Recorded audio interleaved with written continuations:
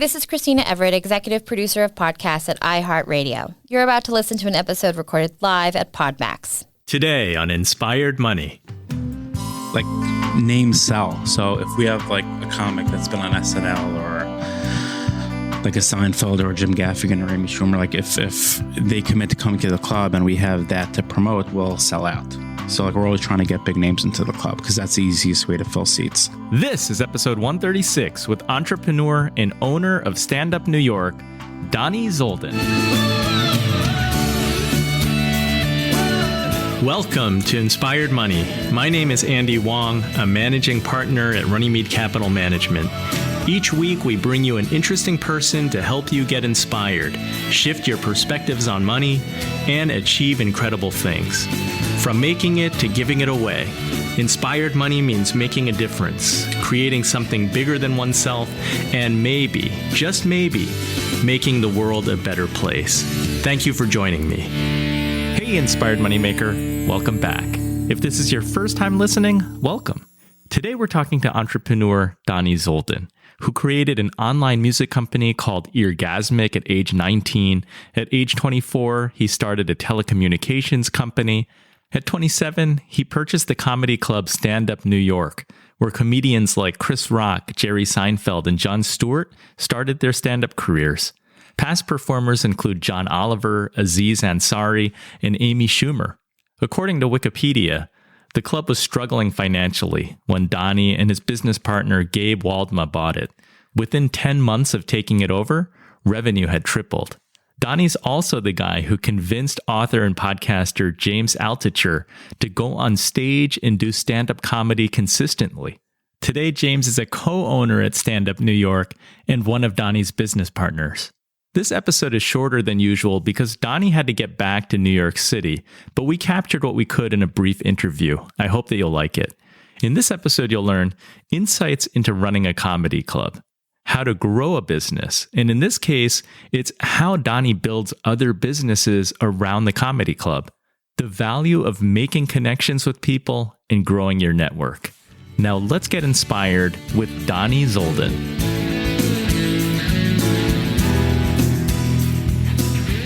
Dani, welcome to Inspired Money. I'm so excited to have you on the show.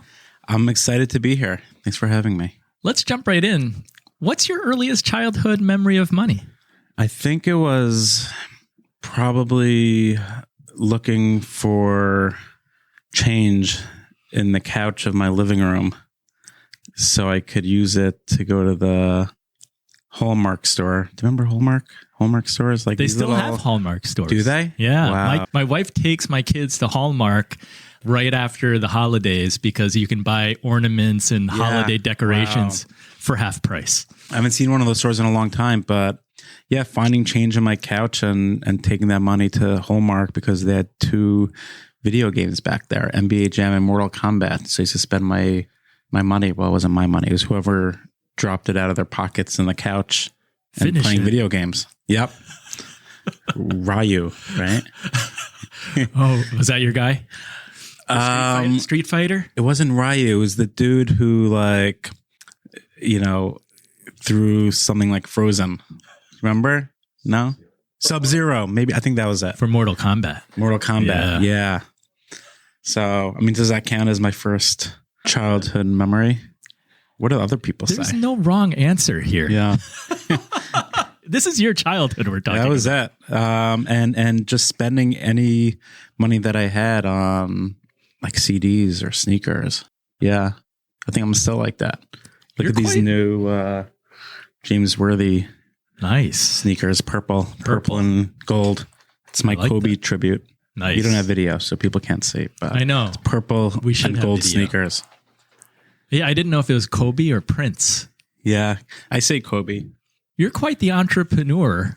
Were there entrepreneurial tendencies as a kid? A little. I remember when I was in camp. I was a camp counselor in 1998, and they used to let us go home. It was sleepaway camp. They used to let us go home like one weekend during the summer. So I remember bringing back like food from Manhattan to camp in like Pennsylvania and like reselling it to like the campers because like they couldn't get good food up in Pennsylvania. So I would bring back good food from the city. And then, I mean, I totally should have gotten like kicked out of camp for doing that. I was a counselor and I was like selling like steak. Side hustle. Yeah. Steak. Yeah. Does that transport well? Whatever, probably not. The kids don't care. A few kids died, but it's okay. I was wondering what you were bringing. I'm like, what do you bring back? Like some knishes or something? You didn't think this podcast was going to take this turn so early, right? I didn't think that you were going to be bringing a steak back to camp. Those kids have good taste. Yeah, that's what he did. That's got to beat the camp food. So I think that was my first business. That was pretty lucrative. Yeah. I mean, I was able to fund my many business ventures after that. I want to get into, because you are owner at Stand Up New York. Yeah. And I understand that that's a place where you went when you were in high school. Yeah. I was 15 years old and I developed a relationship with the janitor there. And he used to give me free tickets. He used to give me a stack of tickets. How did you know the janitor? I think we just used to go there. So like the janitor used to like steal tickets from the office and just meet me and my friend like at the side door. Like here's like 100 tickets. 100? So yeah. So I used to go to the club all the time because of Oscar, the janitor. He gave us free tickets. And then 11 years ago, the club was for sale. And I walked in there and I'm like, oh, Oscar, he's still here. He's still there. Yeah, he's still there. We ended up letting him go. But it's interesting how things come. You just ended like the most beautiful story. Yeah, no. The guy who gave you 100 tickets at a time, no, you had to let him go. Yep, ruthless. I was ruthless. You're a ruthless capitalist. So what was the club like when you were in high school? What was this place? Like, what did it mean to you? It was very gray. Everything about the club, it gray carpet, gray, the paint was gray and everything about it was just like depressing. It had the same carpet since like 1986, like a million pieces of gum under the tables. The tables were like uneven. It was just not a good looking place. And that's what we walked into. But a year after we took it over, we did a major renovation and we made it a lot more classy and loungy and comfortable. We have beautiful wallpaper and comfortable seating, and the decor is much nicer than when I went there. Yeah, much more like women friendly. It was sort of like seedy. Yeah, like a woman can go there and sit at the bar and like feel good. It's respectable now. Yeah, like back then, like it was like, it looked like a dangerous situation for a single girl to sit at the bar. You're not a comedian. Do you love comedy? I hate comedy. I really hate comedy. Yeah. I'm just kidding. What's your name? Ali? Ali's like looking, when I said that, Ali was just staring at me. Like, is he joking or serious? Well, did you have fond memories so that when you walked into the club, I don't know what year it was, 2008, 2009. End of 2008. Yeah. Was there an emotional connection that said it would be really cool to own this place? No. I grew up right outside of Greenwich Village, and I used to go to the Comedy Cellar all the time on McDougal Street. I had very fond memories going there. I used to go there almost every weekend. I loved the experience. It wasn't so much about like the stand-up. I just loved being in the club and like looking at, the customers and the comics and the waiters. It was just like, I just love the whole experience.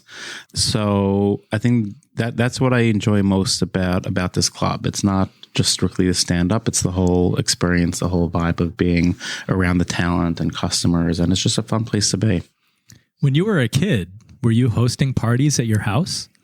Yes. So we lived on top of a restaurant that my stepdad owned. So I would throw parties in there, and in my place, yeah, I would have, I mean, not so much parties, but it was like the place to be. Yeah. A lot of my friends in high school were from like Queens and Brooklyn, Long Island, Jersey. So they would gather at your place in the city. Yeah. We lived on 18th Street between 5th and Broadway. And yeah, my place, yeah, we had a lot of good memories there. At the start, is owning a club a good business? You had to put some money into it to do the renovation. Yeah. Is it a good business? It's a hard business. We have more businesses other than the club. The club is like the main spoke on the wheel. We're doing a lot of other things. Which is why I'm really excited to talk to you. But it seems like from the outside, it's always difficult to get butts into seats. Yeah. Yeah. I mean, whether it's music or comedy, whatever it is. Yeah. Especially in New York. It's like, because highly competitive. A daily grind, just like getting people in the seats every single night. It's not easy. And you always need, there's like many factors, if it's very cold or if it's rainy or it's snowy, like that's not good, or if it's very hot, like people want to be outside or they want to be in air conditioning. Like right. Because you could book a great comedian that people know. Yeah. And then there's a snowstorm. Yeah. Yeah. You never know. Like the comic could be like, they can't get to the location because of the snow. So like there's always challenges and obstacles, but we try our best just to navigate it. But comics, like names sell. So if we have like a comic that's been on SNL or like a Seinfeld or a Jim Gaffigan or Amy Schumer, like if they commit to coming to the club and we have that to promote, we'll sell out. So like we're always trying to get big names into the club because that's the easiest way to fill seats.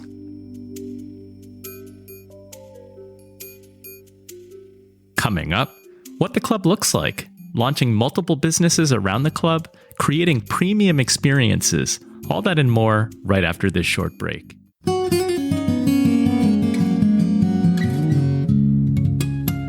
The show notes for this episode can be found at inspiredmoney.fm/136.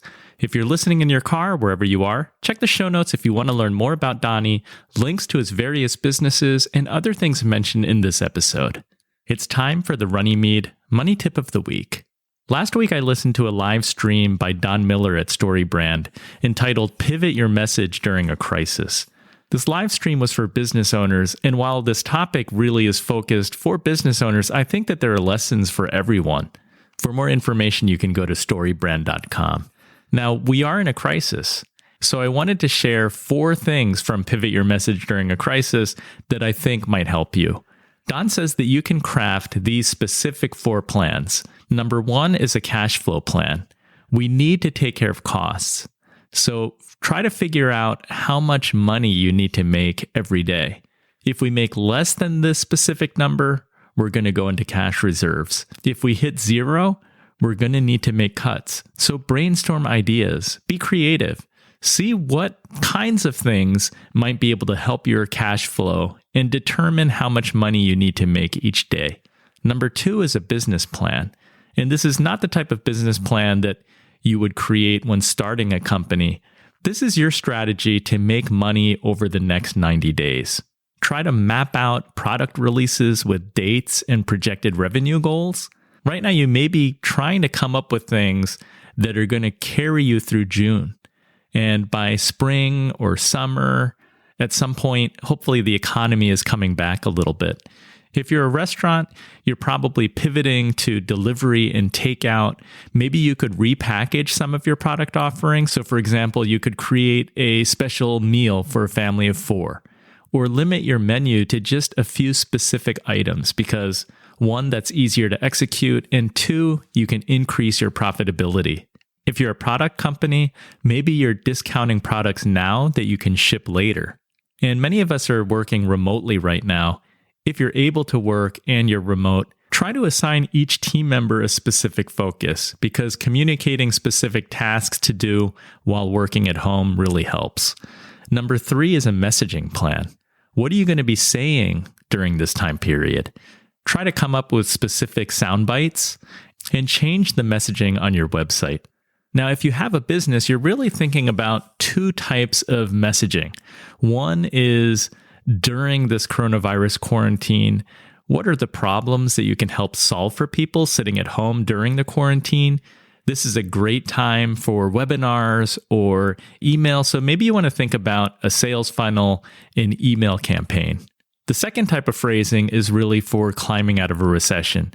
You want to be empathetic to your customers. Odds are, as things are starting to recover, people want to save money, conserve resources, and people will be looking for good deals. Think about your customers' problems and how they might have changed. I think that many people are going to be concerned about keeping in touch with family and friends.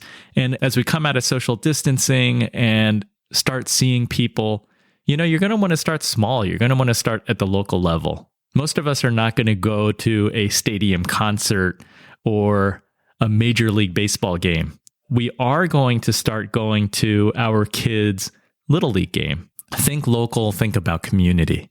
And then the fourth plan is creating a recession-proof plan. And what is it that you can offer people coming out of a recession? Typically, this is a time when people most need your help.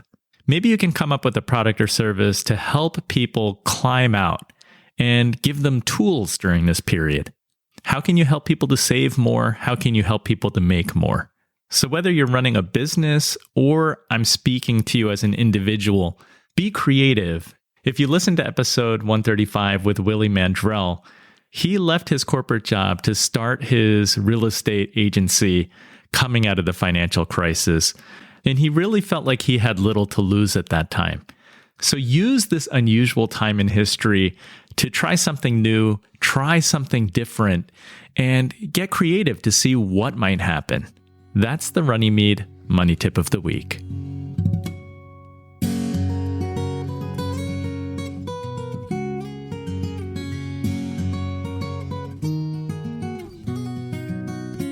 Inspired Money is brought to you by Runnymede Capital Management. We help you to plan, invest, and worry less.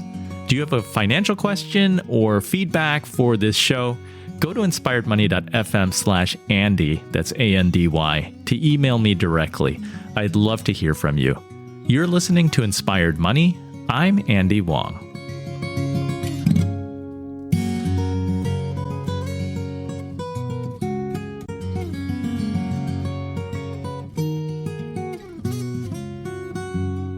I know that you have a couple of podcast studios, at least in your club. We're not in your club today.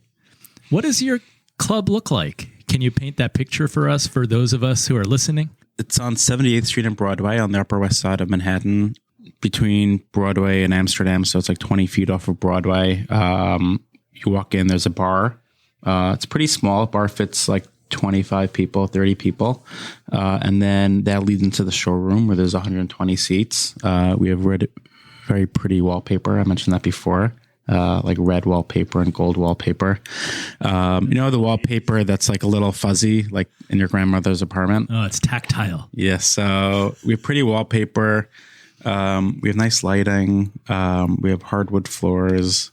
It's not like your typical rundown hole-in-the-wall comedy club. It's a little more comfortable and classy than that. Was that considered like a black box theater at some point? We did above the club. We converted to a studio, but it was a black box theater for many years. I see. That's where the podcast studios are. Exactly. Yep. That's really cool. Yeah. Do you like comedy clubs? I'm going to say, yes, I do like comedy clubs. With 3 kids, I never get to a comedy club. Yeah, no. And even back in the day, before my wife and I were married, it wasn't something that we did. Yeah. But, I visited friends in Chicago and visited some of those improv clubs. Yeah. I've walked down the street in Greenwich Village and the guys are trying to get people into the comedy club. Yep. I have not gone in yet. You should go in. So I think that Stand Up New York may be my first visit to a comedy club in New York City. We'd love to have you. So in the early days, what was that like, trying to fill the seats and trying to turn it sounds like you needed to turn it around a little bit, right? Because it was kind of run down. Yeah. The history was there, but was there. Was it doing good business when you came in? There was a lot, the infrastructure was there. And like the hardest piece was already in place, which was, I mean, besides the venue, the relationship with comics, right? So like the club's been around since '86. All the comics already knew about it. So we didn't have that challenge getting comics. But yeah, I mean, it was very stressful and it cost a lot of money to renovate the club. And then figuring out just how to make sure the club runs smoothly, and then marketing the club, filling seats. Like, how many shows per day? We have about 15 shows a week. Yeah. So like 1 to 3 shows a day, depending on the day. And you have to do everything, right? Booking, not me, selling tickets. How does it work? I mean, I have a team. We have a booker. Sure. We have someone marketing the club. We have someone bringing in events. So we have managers. So I don't do everything myself. How much time passed between purchasing it, doing the renovations, and then you start diversifying the business, using the club as the spoke, as you say? Yep, that's a good question. We've been there 11 years. Like 7.5 years ago, we started a comedy podcast network called Stand Up New York Lab. So we had about a dozen shows in our network across 2 studios. So yeah, I guess 3 or 4 years. That's when we launched like our second business. And then 3 years ago, we started Skittish Media. That's our creative agency. We create funny and engaging content for brands. And then 1.5 years ago, we started at the same time Stand Up New York Education, which is online courses, and then Laugh Pass, which is our annual membership to comedy clubs. It just happened naturally, just over time.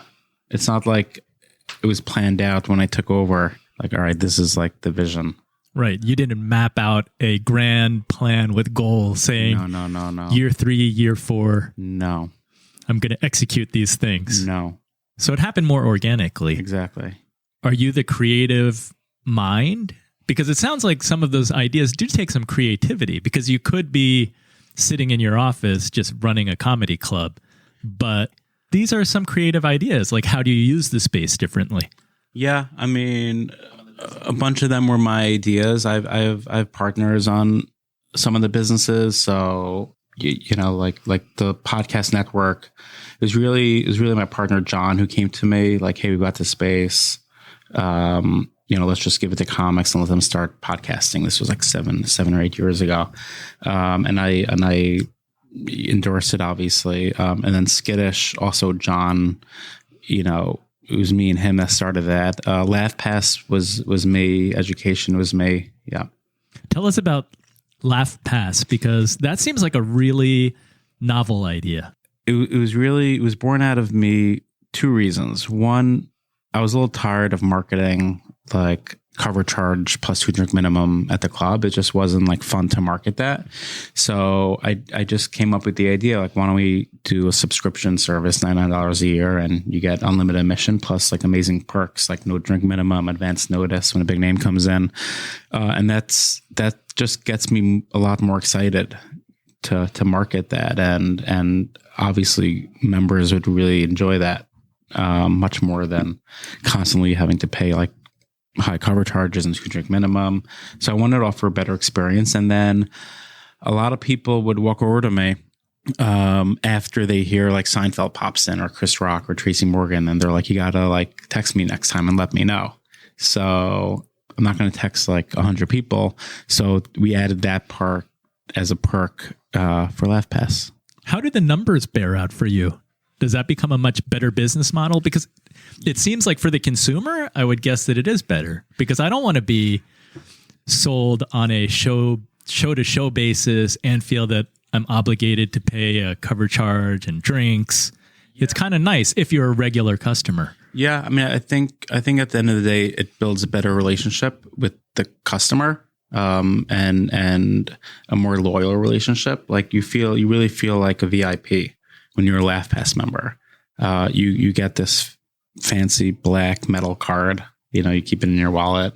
I mean, it's a great feeling when you're a Laugh Pass member. You get an email saying, hey, Amy Schumer just added to the APM show, like free, come. And like you make a reservation and you come for free, and you don't have to buy a drink if you don't want to. And it's just a great feeling. So it's a much more premium experience. As you've diversified your business, do you have a favorite part? I guess meeting people, building relationships with people in different sectors. I mean, is really fun for me, whether it's like always developing relationships with comics or agents or managers or executives at TV networks or streaming services or customers. Building that network and meeting people, that probably gets me most excited. Tell us a little bit more about how you use the club. The club is like the secret sauce for you to make these connections and build relationships with people, because I know that you also have a podcast, Dark Horse Podcast, and you've had some really big guests on there. Yeah. I think I'm pretty good at leveraging like the club and telling that story, which leads to people saying yes. And also my approach, I think, is it's a little different than others where I come from. If I want to book like Stormy Daniels, I've had him on podcast, or Dennis Quaid, the actor. I think the way I approach them is in a less threatening way. It's very like chill and not like formal. Hey, I own Stand Up North Comedy Club in the Upper West Side, which already is like different. I think that gets their attention. Would love to have you on my podcast next time you're in town. Let me know. Just very casual. And, I emailed Mark Cuban a few weeks ago, like, hey man, like I didn't say like, dear Mr. Cuban, or like, hi Mark, like, hey man, like would love to have you on my podcast next time you're in New York City. I own Stand Up New York, the comedy club. Let me know. He responded 5 minutes later. He's like, hit me up in April. Like I'm in New York. And I was impressed by the diversity of your guests too, because you have founder of Help a Reporter Out, Peter Shankman. Yep. But then you've got, as you said, Dennis Quaid. I saw Adam Duritz. Yep. Counting Crows. Engelbert Humperdinck. Yep. Yeah. I mean, it's wild. Yeah. I just want to talk to people that interest me. It doesn't matter if they're an actor or a musician or a founder of a company. I just reach out to people that are interesting to me, and hopefully the audience will like it also. Since this show is called Inspired Money, and you are an entrepreneur for really, it sounds like your whole life, where does money fit into priorities and importance within the context of wanting to make these connections with people? Can you elaborate? Yeah, because it sounds like you're really fulfilled by relationships and leveraging relationships and putting people together. How do you prioritize the mighty dollar as a business person? Good question. I mean, my strategy, it's a little like unconventional. Like I've spent like 20 years like building relationships with people. And it's really been like a marathon and like a journey. Just, I'm pretty good at like whoever I meet, like get their contact info, like keep in touch with them, send them a text like happy birthday, and invite them to the club if there's an event going on or a big name dropping in. So I've been nurturing relationships for many years. And then at the right time, like it comes back to you, like financially, like you need a lot of patience, but when the time is right, like if I'm looking to raise money for like LaughPass or one of my ventures, I can look at my contacts and be like, I know this billionaire that I met like 5 years ago that I've never asked him for anything, and I can go into my network and make it happen. So it's about giving, and asking when you need to. Yeah, but like in an authentic way. That's been my approach like over the years. Since I'm like 19, I've just been good at like cataloging like everyone I meet, like what industry they're in, what their title is, how I met them, where I met them, keeping in touch with them over the years. And then at one time or the other, like they come to me when they want something, or like I go to them. Like a lot of times over the past 19 years, it was like them, people that I've like admired, who I'm in touch with, me not asking for anything, and they're coming to me like, hey, like, can I go on stage, or I'd love to do an event, or can I talk to you about this project? So it's building that trust over years, which I've done. Yeah. I'm hoping it'll help me financially one day. Well, Hasn't yet, but it goes to show that one patience day pays off. I hope so. We don't know. The story's not finished yet. That's my strategy. We'll see what happens. You're modest. I think might you're need doing to sleep. well. I might need to sleep on your couch. I'd like to ask all the Inspired Money guests, how do you define success? I think just being in the game. I think you're successful. As long as like you don't, it sounds cheesy, but as long as like you don't give up and you're still in the game and you haven't lost the trust of people and you're creating stuff, like that's success for me. Well, thanks for sharing your story, Dani. Can you tell the Inspired Money listener where they can follow you and find out more about your club and your businesses? Yeah. So I live on 71st Street. So people can come to your house. People can follow me when I walk to the club on 7th and Broadway. Social media, Dani Zoldan, one word, DANIZOLDAN on Instagram. If they want to see pictures of my kids and comics on stage, Instagram is pretty good. Email also. Like people can email me, DANI@standupny.com. And I'm very accessible and reach out. Awesome. Thanks, Dani. Thanks for having me. So what was your favorite Inspired Money moment? Cataloging your connections and reaching out to people just to say happy birthday. I liked how Dani said that he loves the connections.